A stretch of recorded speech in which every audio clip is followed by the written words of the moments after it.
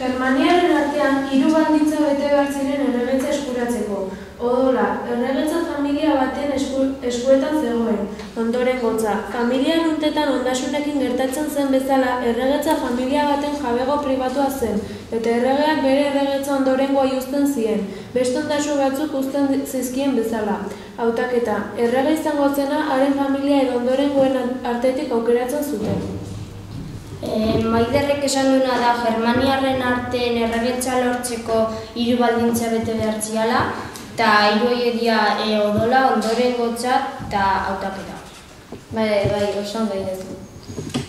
Beraz, lotura horien arabera, erregearen seme guztiek ondasuna jasotzeko eskubidea zeukaten bezala, erregetzarako eskubidea ere bazeukaten. Batzuetan, erresuma semeen artean banatzen zen, bake bidez, zein liskarro odoltxoen bidez.